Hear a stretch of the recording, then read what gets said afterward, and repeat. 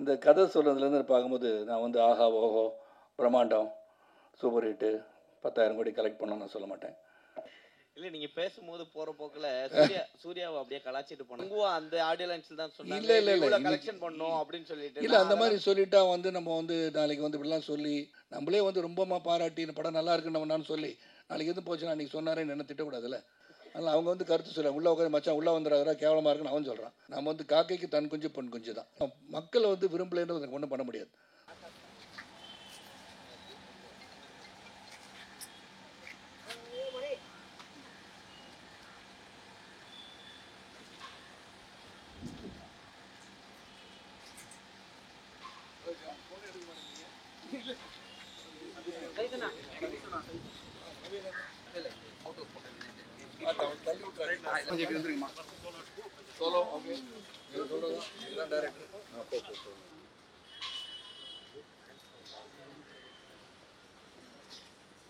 எல்லாருக்குமே தெரியும் நான் 150 சொல்றது இஸ் நோ ஈஸி ஃபீட்.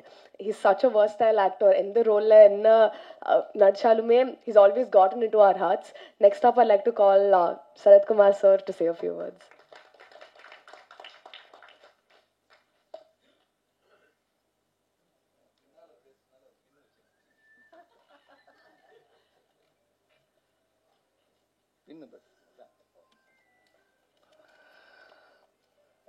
எல்லாருக்கும் வணக்கம்.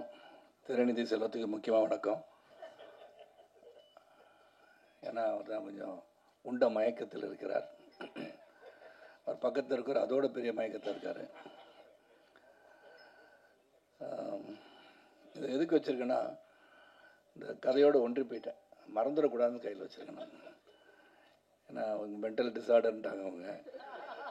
அதை பற்றி சொல்லியிருக்கோம் இருக்காங்க. இது யாருக்குன்னு சொல்ல நீங்கள் சொல்லிவிட்டு கடைசியில் யாருன்னு சொன்னாட்டு அப்புறம் உங்களுக்கு சார் இப்போ கேட்பார் தேவராஜனை. யார் சார் சொன்னாங்களே பிரியதர்ஷினி மேடம் வந்து நீங்களா சார்னு கேட்டாலும் கேட்பார். அதுக்கெல்லாம் தயாராக இருக்கார் அவர். ஆமாம், என் கூட நடித்த இன்னொருத்தர் இருக்கார், அவருக்கு நன்றி சொல்கிறேன்னு சொன்னார் ஷியாம். அது யாருன்னு தெரில. ஏன்னா கொலகாரன் நான் தான் படத்தில். போலீஸ் வாசன் நானா? ஓ சாரி மறந்துட்டேன் sir. Memory sir. Sorry sir, ஞாபகப்படுத்துங்க சார் பாப்பா.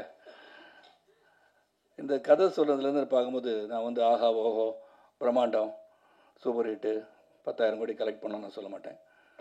இது வந்து ஒரு கதை சொல்லும் போதே it has got a genre criminal story. நிறைய பேர் இப்போ வந்து க்ரைம் த்ரில்லர்ஸ்லாம் பார்க்கணுன்னு ஆசைப்பட்றாங்க. நிறைய க்ரைம் நடக்குது தமிழ்நாட்டில். ஏன்னா எல்லா இடத்துலையும் கொலை நடக்குது, சொந்த கொலைகள் எப்படி நடக்குது, எதுக்காக நடக்குது, அது மாதிரி பார்க்கும்போது ஒரு க்ரைம் த்ரில்லர் இன்வெஸ்டிகேஷன் ஜானர். நிறைய பேர் என்கிட்டையும் கேட்டாங்க இது என்ன போர் தொழில் மாதிரியே இருக்குது அப்படின்னாங்க. அந்த பீரியடில் வந்து எல்லாருக்கும் மைண்டில் வந்து ஒரு க்ரைம் அண்ட் ஒரு இன்வெஸ்டிகேஷன் ஜானர் நல்லாயிருக்கும்னு நினச்சி என்கிட்ட பல பேர் வந்து கதை சொன்னதில் ஒன்று வந்து ஸ்மைல் மேன். அண்டு முதல் நாள் அவங்கள பார்க்கும்போது ஷியாம் அண்ட் பிரவீன் டெடிக்கேஷன் தான் பார்த்தேன். ஏன்னா ரிசல்ட் வந்து தேவர்கிட்ட தான் இருக்குது, கடவுள்கிட்ட தான் இருக்குது. நம்மளை பொறுத்த வரைக்கும் டெடிக்கேட்டடாக எல்லாம் ஒர்க் பண்ணிட்டோம். இந்த ரிசல்ட் ஆடியன்ஸ் தான் பார்க்கணும். ஏன்னா எவ்ரிபடி டேஸ்ட் டிஃபர்ஸ். எனக்கு பிடிச்சது உங்களுக்கு பிடிக்காமல் இருக்கலாம். ஒருத்தருக்கு அமிர்தமாக இருக்கும், அதே அமிர்தம் இன்னொருத்தருக்கு விஷமாக இருக்கும்.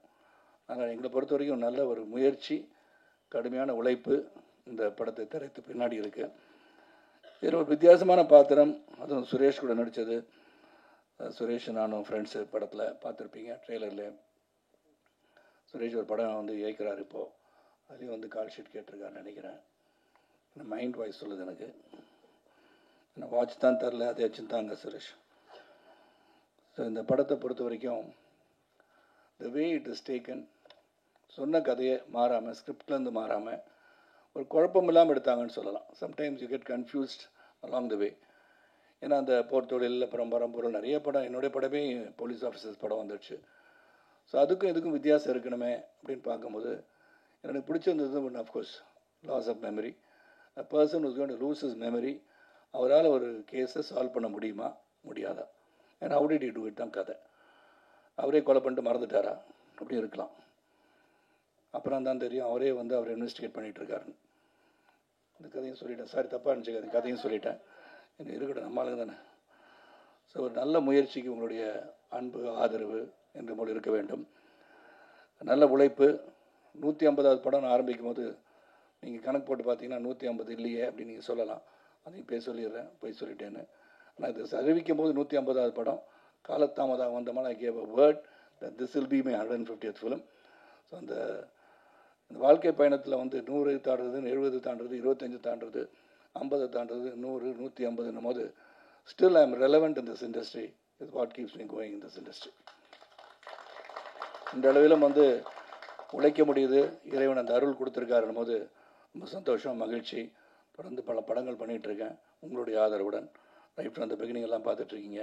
எனக்கு என்ன ஒரே ஆச்சரியம்னா இந்த ப்ரெஸ்ஸில் வந்து என்னுடைய சகோதரர்கள்லாம் எல்லாருமே திருநிதி செல்வம் உட்காந்துருக்காரு, அப்புறம் வந்து நெல்லை உட்காந்துருக்காரு.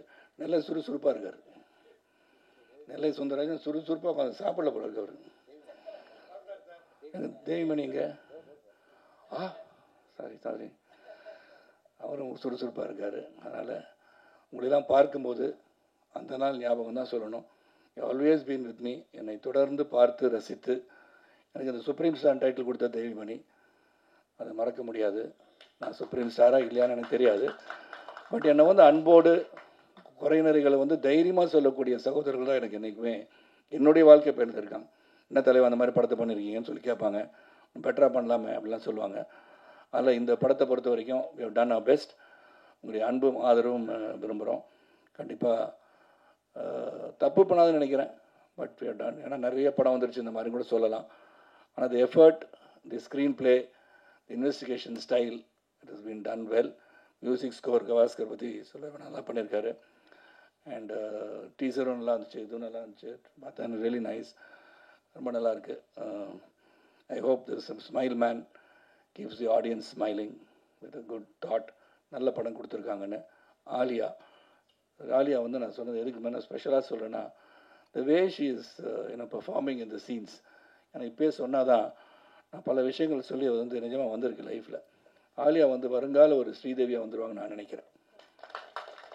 And she's got all the talent and I wish this little girl to achieve greater heights in her life. And அதோட நல்ல ஸ்மைலோடு ஆலியா முகத்தில் ஸ்மைலை பார்க்கும்போது நம்ம முகத்தில் ஸ்மைல் வருது. ஸோ அவங்களுக்கு நன்றி. காலதாமதமாக துவங்கி விட்டோம். 1:30 மணி, நாங்கள் 1:45 நான் வரும்போதே. அதுக்கு காரணம் ஆர்காட்டோட நான் சொல்ல முடியாது, நான் கிளம்புனது லேட்டு. நான் பிரியதர்ஷினி சொல்லிட்டாங்க, சரத்குமார் தாக்குன்னு போட்டுறாதீங்கப்பா. நான் அப்படிலாம் சொல்லவே இல்லை, மனசில் பட்டதை சொல்கிறேன். ஏன்னா அப்புறம் சொன்னாங்க சரத்குமார் வந்து பிரியதர்ஷினி பேசிய பிறகு ஆர்காட் ரோடில் கூட்டம் நெரிசலால் நான் காலதாமதம் வந்தேன்னு சொன்னார். அது இல்லைன்னு சொல்லி அவர் மறுத்தாருலாம் சொல்லிடாதீங்க.